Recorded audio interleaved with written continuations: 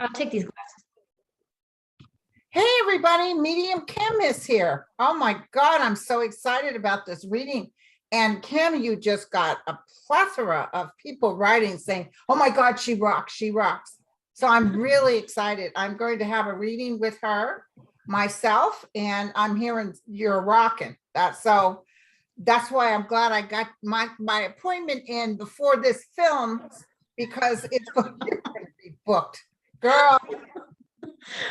Thank you, Linda. Oh, I so appreciate this opportunity that you're introducing, that we get to be together, actually, because I know you're so much fun. But besides that, it's a healing opportunity for everybody that watches, I think. I think And so too. yeah. And I want to also say, how you always say, I'm here to calm people down. And I really believe that's true. And the more over all these years I've been watching you, I believe it more and more, especially now. Right. And even with the virus, not that I'm blowing my own horn, but my guides told me in August 17th of 2019, a vicious virus was coming. Everybody's wearing a mask, right? And I said it, and then I didn't realize it was going to be this bad. Then they also said vaccines are coming, more than one vaccine. So why would I not do the vaccine? My guides have been so dead on, and I feel bad about the people that fight it. And they're even telling me, oh, they're saying it affects I said, listen, I trust my guides. Do you trust my guides? Have you been watching the show? I'm telling you, they've been predicting this way before it happened. Yeah, it's so wonderful to have that. That's just, to me, it's like a security blanket that we know it's going to be okay. Right. And I hear that all the time, even from my guides, and when I do readings, it's just going to be okay, and to not worry so much. Right. And I just did a video that Rachel Maddow was really Debbie Downer. It looks so bleak. And I said, no, the guys were saying no. Well, and I have a message at the end, I guess, today. She's got messages from Mary, who sort of goes along with this line too. And listen, I'm going to post it on below, but mediumkim.com is how you can book and stuff. And she has classes too.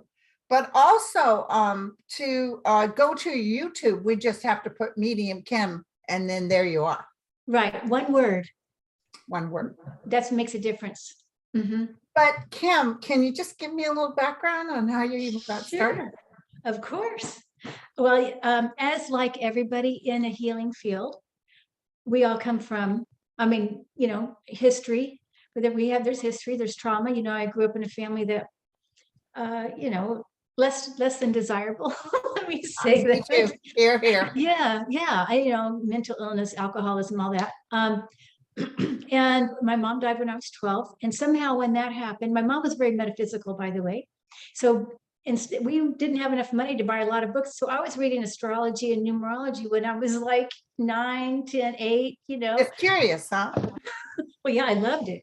I loved it then. I couldn't read enough, honestly. So anyway, but it wasn't until in my 30s that the door started opening up. And that was, I remember distinctly in 1995, that all of a sudden I saw Medium on TV. And it's like that opened everything up. And so since then, I've been on the journey, and I haven't stopped learning. So I've been through, I'm a nurse, I'm a hospice nurse, and I've been doing that over 20 years. And I was thinking too, Linda, I know you've done labor and delivery, mm-hmm. and doing hospice, they're very similar, because when somebody's coming in, there's the labored breathing, there's the going through the tunnel. They've just left the stardust, and they still have stardust in their eyes, and those little angel wings are still attached, right? As they're coming, as we see them. And then as we're going out, the same thing, they're going through a tunnel. They have the labored breathing. Their body gets smaller as the spirit gets bigger. Those angel wings grow again. Fantastic. Yeah. And so how many years did you do hospice? 20 years? Over 20. Yeah, about 22. Were you able to protect yourself? Because I'll tell you, it's a tough job. It is a tough job. I still do it on weekends. I still work on weekends as a hospital, not every single weekend, but I'm on call. I do on call. Wow, So, girl. Yeah, well, you look young, and well, your I mean, energy is glowing. well, I'm in my 60s, I'll say that. What? Oh, Uh-huh. hell no. You look fabulous, girlfriend. Well, Not appreciate that that. the looks are about things, but it's just energetically, I can feel your spirit. And when you did that thing where you guys thanked me and stuff, which was just uncalled for, but I am, honored. But the other people doing the work, your light was very bright then too. Oh, thank you. Thank you. So then professionally, you started just kind of reading people just. Okay. Well, I also have studied energy work, energy medicine, and I used to part-time nursing, part-time energy work, and before COVID. And when people were on the table, and this is back in early around 2000 or so, I was noticing spirit people in the spirit world as I was working on people. So I would see angels, or I'd see the departed loved ones at the end of the table. And so, and it was just comforting to me. Actually, it's like, oh, well, here they are. And so that was kind of my start of mediumship. And so then actually I used it in combination with people on the table. And then, about 8 years ago or so, I started getting more into mediumship. And what was so amazing, which I love, this is what I love about mediumship. It's healing. That's what it's about. I mean, I think, and that's what you're about. We are here about helping everybody heal and to help them to live the best self that they can. Right. And so at that point, I still hadn't really connected with my mom. All those years, my mom, she passed when I was 12. So we hadn't connected that much. Occasionally, I saw her one time sitting next to me when my son was a little boy. He was about 3. And I just saw her sitting on the sofa next to me. She looked beautiful with her hair all in her outfit and everything. And she was smoking a cigarette on a holder. They still smoke, on the other They side. do over there. Sometimes I'll smell cigarette smoke and I'll tell my client, did your dad used to smoke? And she goes, hell yeah. But my mom and dad's chain smoke. I said, I can smell the cigarette smoke. Yes, or or drink or whatever. And but my mom was smoking next to me, and I said, "No smoking in front of the children." And then she hasn't smoked since then. Whoa! But also when she first came in, when I was first really connecting with my mediumship, and she was coming, she came in as more apologetic, and I could see her demure. She was more demure. The colors were a little lower and very low voice and hard to hear. And then as we connected more, she became this huge, and that's why I love about mediumship, because the healing is for both sides. It healed me and it healed her. And now she's like a huge angel. And I know she's watching, she's laughing at me right now, probably. Right. But I didn't have like dead people around me when I was young. I didn't either. I saw Jesus when I was 8, full living color encounter. And after that, I always thought I saw angels though. I always saw white light, and I always thought they were watching me like I was some sort of subject and they were reviewing me. But then when I became a hospice nurse, I remember this one gentleman I took care of, and I literally saw energies flowing around him, and I could hear talking like in a distant crowd. And I remember having to give it his medicine, and his hallway was really long. And I was so happy to get the medicine, but I could still hear them talking amongst themselves. And then I came back with the medicine. I was just cold as ice because I was scared. And they were all, and his head was moving like he was talking to him, and then they disappeared and he opened his eyes. It was so weird. But I knew something then. Yeah. That's happened to me. Yeah, of course. I mean, I remember one time recently, there was a man, he was passing, and I heard a little, I don't know, I was listening to him somehow. I don't know, I was listening to his heart or something like that. I was kind of close to him, and I heard a little girl saying, "Hi, Jimmy, it's me. Hi, Jimmy." And then I found out his little sister died when she was 7. And he died like 40 minutes later. Whoa. Holy cow. And Yeah. it's so beautiful over there, but they do, a lot of them come back, after the life review, apologizing. Yes. But it's just interesting because us humans hold on so strong to death, like it's the end, and we're overwhelmed in grief for ourselves because we can't see them. But if lots of times the way I see them, they're in paradise. Yes. So why would you say, oh, please come back when they're in paradise, and they hate to see their loved ones grieve like that. Right. I always say dying is not really death. There is no such thing really as death. But I also feel like dying is living in a brighter world. Dying is living better. And when they go to that brighter world and they get their angel wings, or whatever they do, I don't know, some of them get the angel wings or whatever family they go to, and they come back then and help the family. And that's what's so wonderful, because then they become our little guides and angels. Exactly. So I can hear you hear that buzzing in the background. It's my gardeners. When they come up here, I'm going to put us on pause and tell them. Okay. So you've been doing this as well as the nursing for years now? Yeah. Well, yeah, I've been doing part-time each. And tell us about the colors. What happened with the colors? Okay. So when I was learning energy medicine, I had Donna Eden was my teacher, by the way. She has this whole, she's an international, anyway, I was taking a class, in Santa Fe, New Mexico, and I was in a big, huge workshop. There was like 300 of us.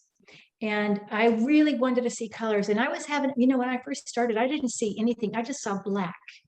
When I first started this whole journey, I got like nothing. And I'm like, oh my God, but I was determined. I'm determined. I'm one of those people who are determined and I'm not going to give up. Okay. And so I just stayed in the black. I didn't care. I knew I needed to do it. So anyway, but in this one workshop, and I saw Jesus in this workshop. He came at night at nighttime, right before the workshop started, around 4 o'clock in the morning, before the workshop. He came as a vision, and he was holding somebody's head from behind, and he was all in white. There's a gold mountain behind him, and he said, do this. And I knew what he was talking about was that he did energy medicine. Or, I'm sure he doesn't call it that, right? But he was saying that was really wonderful. And then that day, I kept seeing Jesus and Mary pop up objectively with my eyes open. I could see them all over the workshop.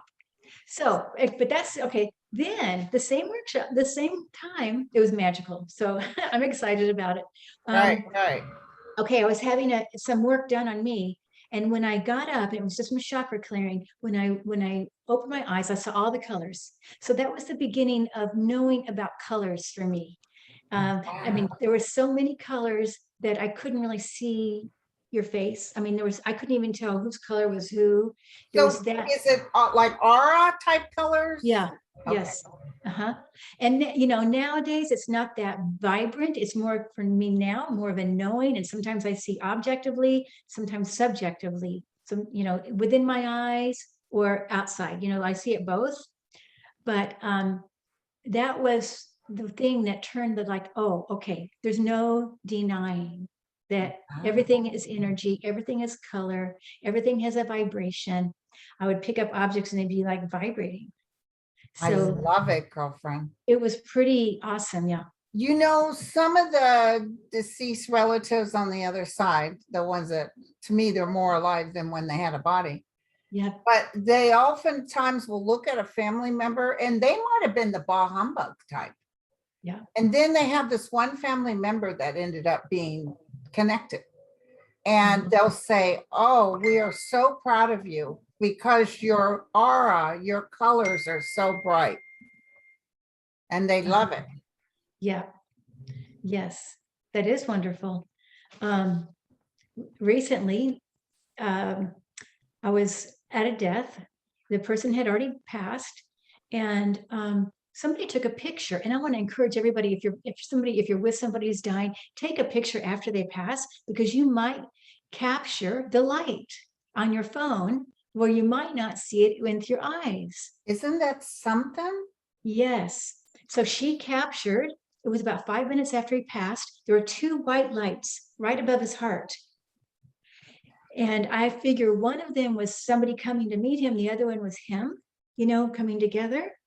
But what's funny, because she didn't know what she was taking a picture of. She just said, my phone is all fuzzy. And I said, let me see that. I want to see your phone. What picture are you talking about? And I looked at it. I said, no, those are the lights. Those are his light. They're the light. Yeah, fascinating. And you'll feel, one time I turned a patient who had just had a big cancer surgery, and she was on a mask, and I just was going to turn her just to get her off her back. And I was moving her body towards me, and she was very sweet. Hello, good morning. And as soon as I turned her, I could feel her go right through me. She died on that spot. Wow. But I felt it go right through me. Wow. Wow. So that's fascinating. I didn't know you did hospice. Yeah, I did hospice. Well, back in the day when I became a nurse in the 80s, you couldn't get a job unless you had some sort of nursing experience. And I worked through the registry.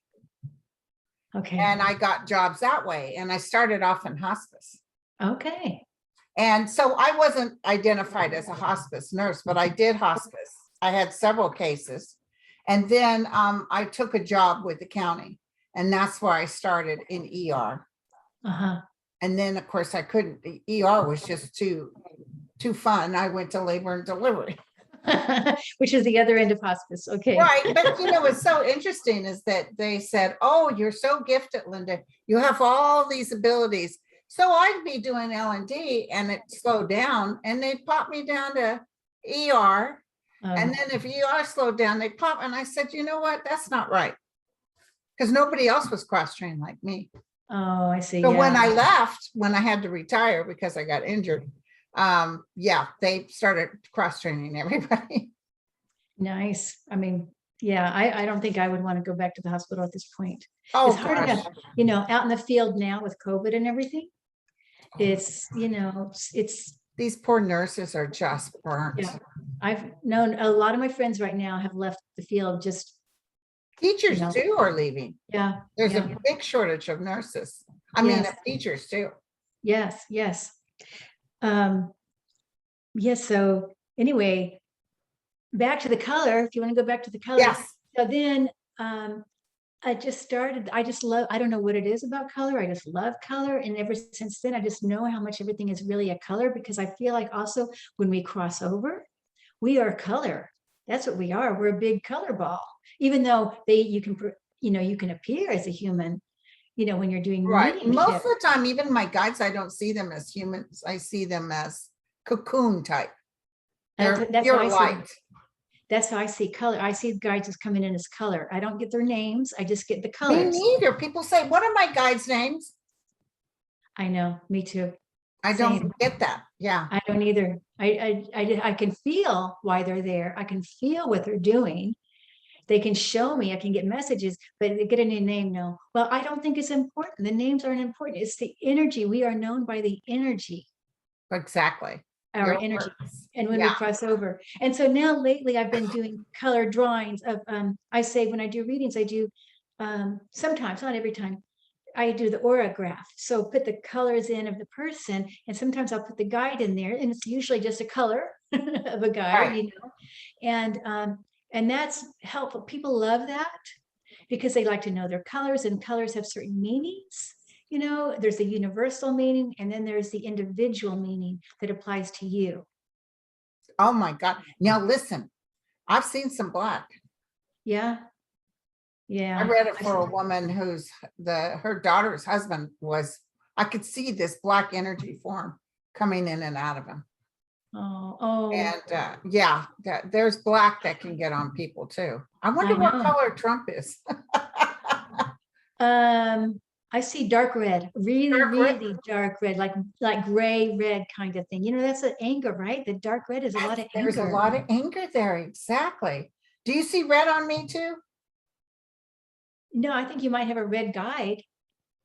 Okay. I think I see on your right side, there's a red energy, but it feels like a guide. I think you're more green and blue. Green and blue. Oh, I I'm gonna love do a those reading colors. For you. I'm going to do a reading for you and then we'll really, Okay, yeah, when we do our readings. Yeah, So where else would you like to go? What would you like to talk about? well, we can talk more about the hospice world and help and people transitioning. I have a cool story about Yes, I Archangel. love stories. Okay, Archangel Azrael. Um, he is, I guess it's a he, is the angel of death, one of the angels of death. And I didn't even know about, you hear angel of death, you hear that a lot. I have even family members who say, oh, if you see angels, you're going to die. Well, that's not true. We have angels with No, us. I used to see them when I was little. Yeah. But were you religious at all? No, my, my dad wouldn't let us go to church because he said, you're going to get brainwashed. And I'm so thankful actually that he said that. Wow. Yeah. Now my mom was Catholic, so there was a little bit of that, but she was also very metaphysical. So she did astrology and numerology, and her mom was a tarot reader, and her mom was a automatic writer, very psychic. And then her dad was the same. You know how it is. It runs in the family. Yeah. But my dad, I'm just really thankful, even though that sounds weird, you can't go to church.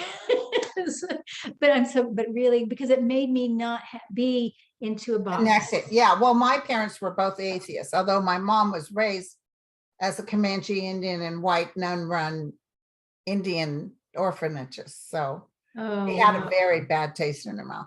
But my parents didn't say believe in this or don't believe in that. That's the one thing I'll say, like you said. And the neighbor kids, I even went to Catholic church with one neighbor, Protestant. I even went Mormon. I went to all the different churches. And I do the Bible study like they had the young people do. And I remember knowing more than they knew. And thinking, wait a second, this man Jesus is nothing like what they're saying. Yeah. The man I knew is wonderful. I know. One time it was Easter and I was doing a drumming. And it was I was still not a good shamanic journeyer, but it was a very powerful Easter thing. And I saw Jesus come in and he was in all white and he had these beautiful glowing, right? And his hands were out.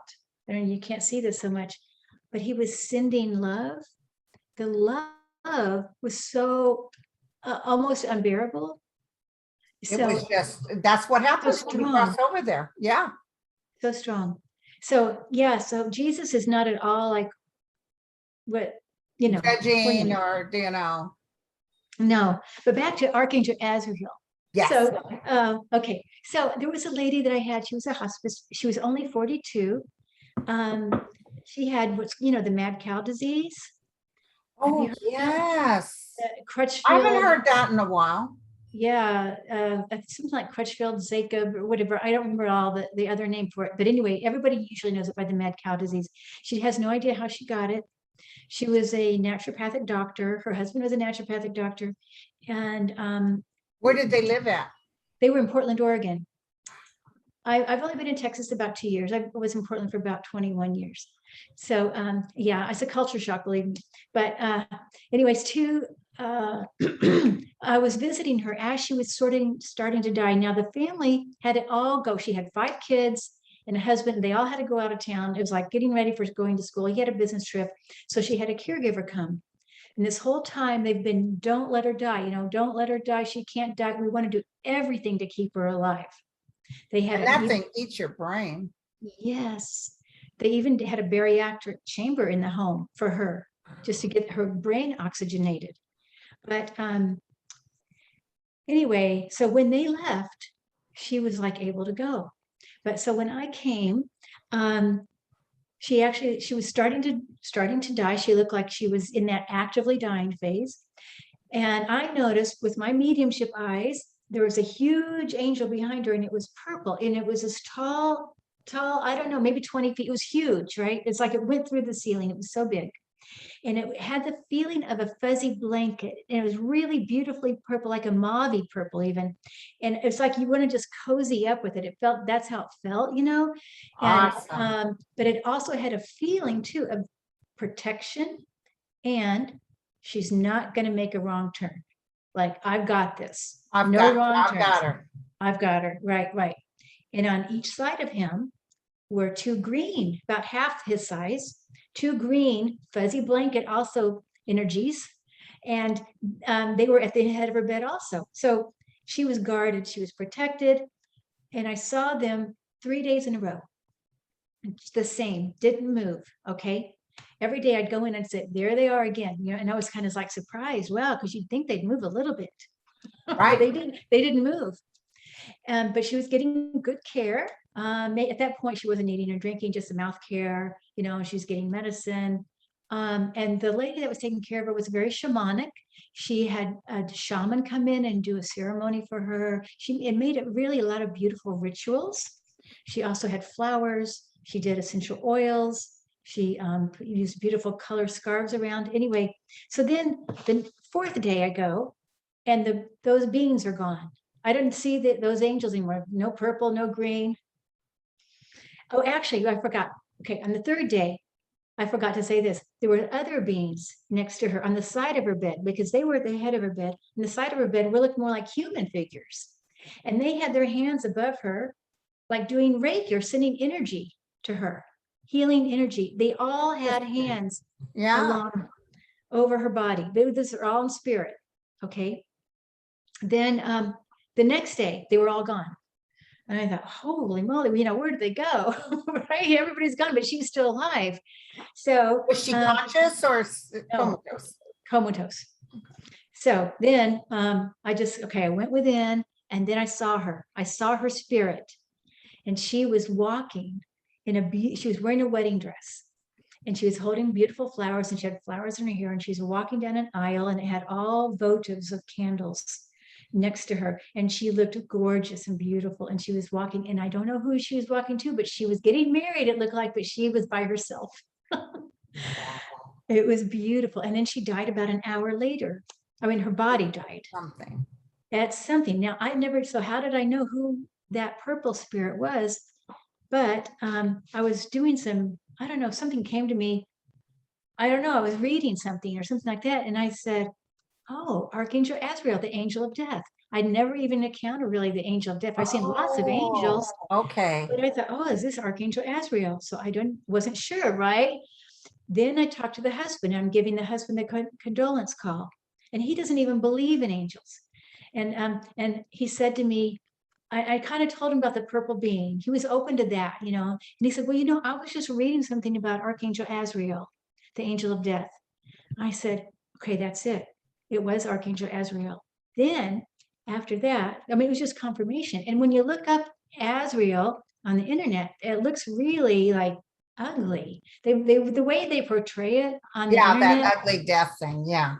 Yeah, all blacky and stuff like that. But then after, I wrote a story in a book. It's called The Last Breath, and it's a collaboration book.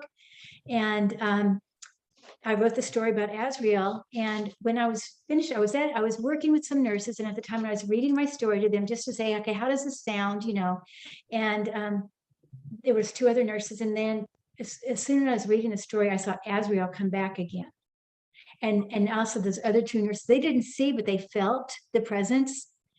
And Azrael kind of gave me the wink, like, yep, you got it right. And thanks for sharing my story. Isn't that amazing? Yeah. But wow. You know, everybody dies a wonderful, I mean, I don't want to say wonderful. There's always somebody to meet. You're never alone. Right. But what do you think about those who actually kind of get stuck on Earth? Oh, yeah, that happens. Especially children in some of these ancient places. There's little kids running around. I know. Is that because their parents grieved them so hard that they didn't leave? Oh, I think that's very possible. Absolutely. Robert Levine, Dr. Levine, I was reading all kinds of books to find out, why do people stay on Earth? And he said there's free will, even in death. Yes, there is. I believe that.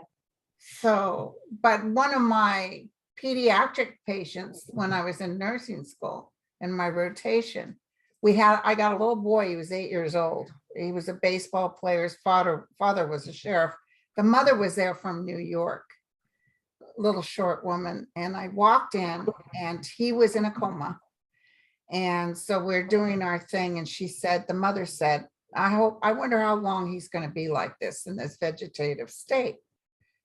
And the girl next to me, the student says, oh, she can tell you, she's intuitive, she's a psychic. And I'm like, yes, because I don't want to get in trouble. Yeah. And so the lady begged me, please, Linda, if there's anything you can tell me. So I reluctantly put my hand over his body, not knowing what I was doing. They closed the door. And when I got up right here, I saw a woman. And I saw the woman walking towards me, smiling, and she had this peculiar necklace on, almost like it was this weird design, like almost there was a snake in it or something. And as she's coming towards me, I'm describing her and I'm saying about this necklace, I hear the lady kind of collapse into the chair. But I can't be bothered with that. And then she said to me to tell this woman that her son would leave tomorrow morning and she would come and get her. Wow. And this lady was hysterical. She said, Linda, that was my mother. Yeah. That she wore that necklace. Oh. And I will, and tomorrow will be 1 year to the day that she died. Wow. And then when I came through the next morning, I said, please be wrong. And then in report, they said the child had died. When I'm walking through the elevator, she sees me because the room's packed with everybody. And she comes flying out and she just said, thank you. Thank you. I know my little boy is going to be okay.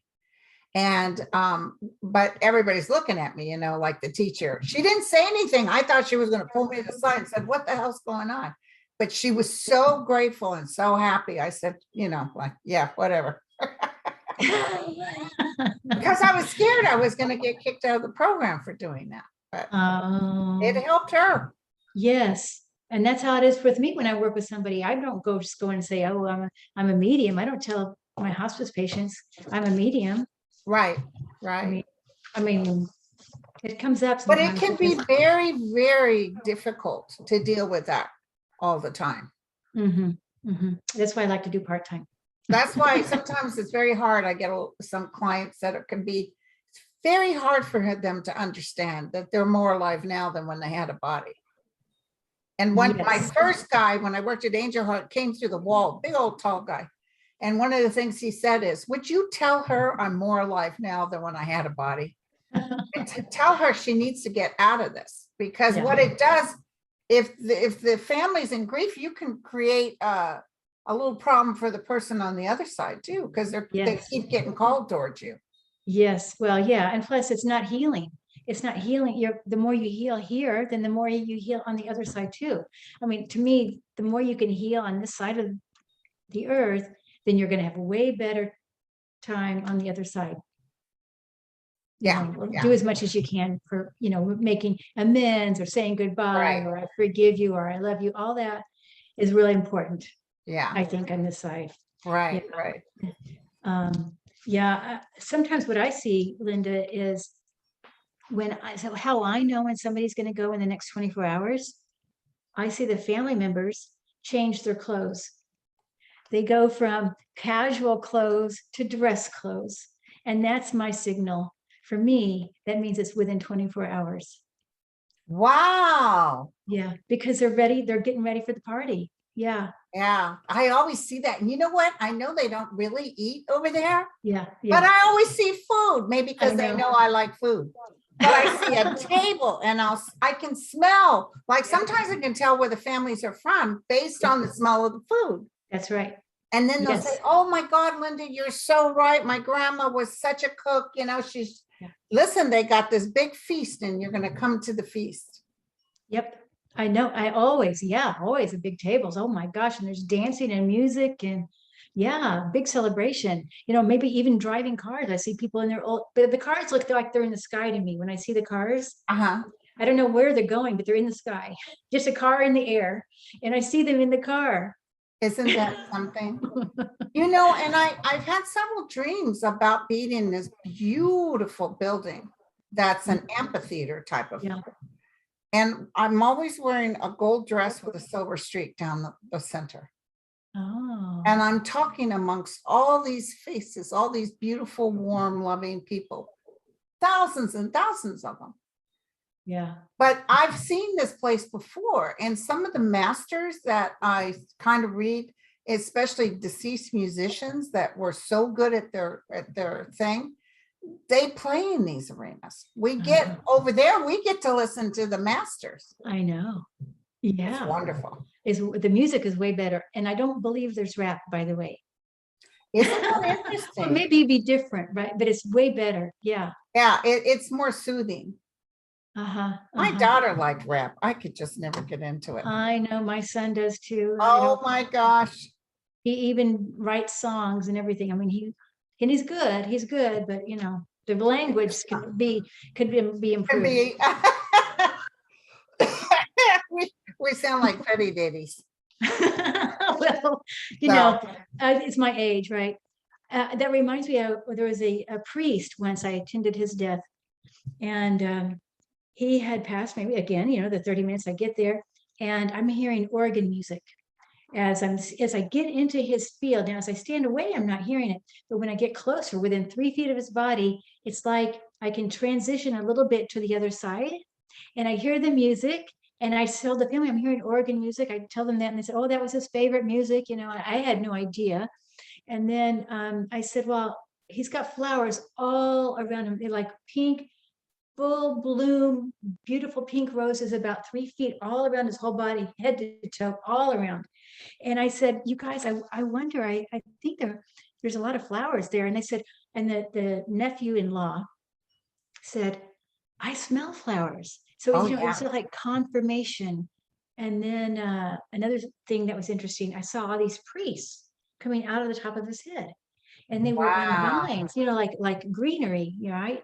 And but instead of a leaf, it was a priest. And they were all wearing the same thing. They were all wearing a white robe, and I don't remember what color the sash was, but they were like too many to count. Isn't that something? Interesting that, you know, when you move in closer to somebody, you get into their energy field and you can feel that more versus if you step out. Yeah.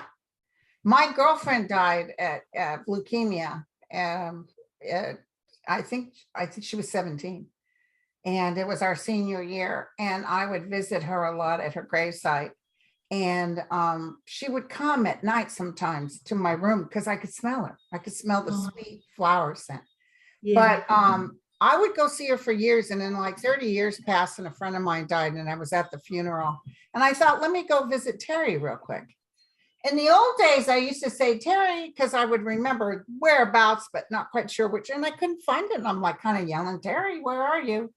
I heard a man say, clear as day, "She has ascended." Wow. Oh. And I knew ascended, like out of this universe ascended. Yeah, right. She was just a beautiful, sweet energy. Wow. And then when I found her grave, her father was buried next to her. So I don't know if that was the man that said that, because he hadn't been dead the last time I was there. Oh, I see. She has ascended, I heard. Whoa. So she's with the chain gang. You know what I'm saying? Yeah. Oh, yeah. I'm getting chills when you say that. It's beautiful. It's beautiful. That's the thing. We all worry about death. And if I could just bottle that energy like you've seen and taste it. If we could just hand it to people and know, some people get very prophetic visits and dreams where they know their loved one is absolutely at peace. Yeah. So, you know, that's what I'm talking about. Live for today. Live now. Be like they always tell me, life is for the living. Live in the present and know that it's cool when you go. Right. I agree totally. And I always hear from the spirit world too, the ones who have passed, remember me in the good ways. Yes. Don't harbor, don't remember the bad things, because I only remember you as the good things. Oh, that's cool. Because I had some issues with my father. But I noticed when I actually kind of forgave him, even before he died, I sort of lifted that, and things started to manifest for me very easily. Those, you know, what you don't realize is if you hold a grudge, it doesn't hurt them. Like I told people in the political realm, get off the Trump train. The more we are focused and see, the more we injure ourselves. We don't injure him. we're creating a resistance within ourselves. Allow, let it go, give it to God and say, I know you've got this. And there you go.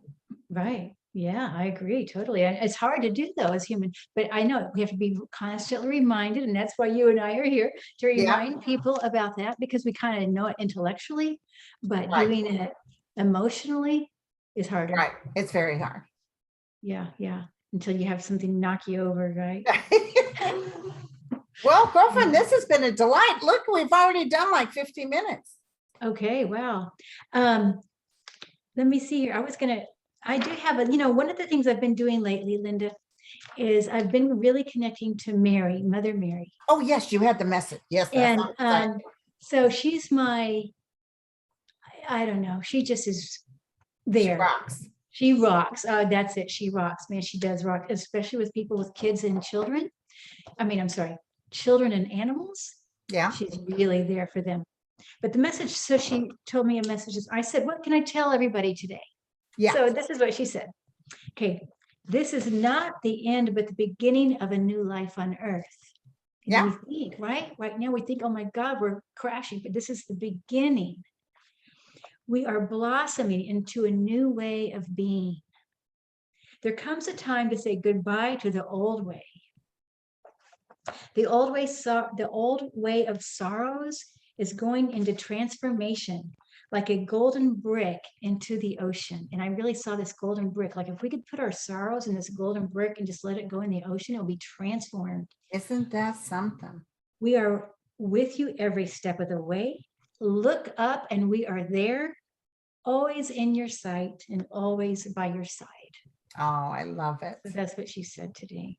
Yeah, back in 2019, 2020, I remember doing 2021 and they were saying the earth isn't angry. The earth is just shifting. No. It's adjusting. It's reconnect. It's not about, oh, how dare you, I'm going to destroy you. It's more, so I saw a lot of climate changing. I saw a lot of stuff, but we are moving towards sort of heaven on earth. I know. It's hard to believe, but you are right. And we have to remember this, that's where we are. Keep our focus on that. The other day I was in a group, I do a little group meditation, and what we got was that the earth is really the healer. We're not, yes, we try to heal the earth and that's wonderful, but the earth is also healing us. That's even bigger, a bigger force of healing us from the earth. And of course it makes sense because the earth supports us. Right, right. The big Gaia, the big mother. Right. Yeah. And what's happening now, it's going to turn around, the animals that are going extinct, they're going to a better place. Yes. And maybe we're going to go there. Who knows? Well, the cool thing too is animals. I just see beautiful animals over there. Everybody's going to be, a lot of times when I see deceased people, they're holding an animal or petting an animal. Oh yeah. Wanting their loved one to know, hey, Fido's here. Absolutely. I see that all the time too. I see the departed animals on the bed with a person dying. Yeah. And there's we could go on stories. Yes, story. I know, girl. This is so much fun. Thank you. We should do this again for real. Yeah. Okay. Because you have so much information to give. You're able to put it in words that maybe I can't quite capture, but I'm going to have a reading with you. Oh, good. And I'm going to post your link and they can go on Medium Kim for the YouTube. Right. And subscribe. Yeah. And then I also offer classes, right? Different class. And Susan Lynn and I teach together. Sometimes I teach by myself and sometimes I teach with Susan Lynn. Awesome, girlfriend. Mm-hmm. Okay, well, this is exciting. Thank you so much. Thank you so much. Blessings. And sorry, I got because I think we were going to do it one time and I got messed up or something, but I'm trying to get everybody in. Don't worry about it. I'm just so happy to be here. So really, and this is perfect. So blessings to you so much. Blessings, honey. Bye, everyone.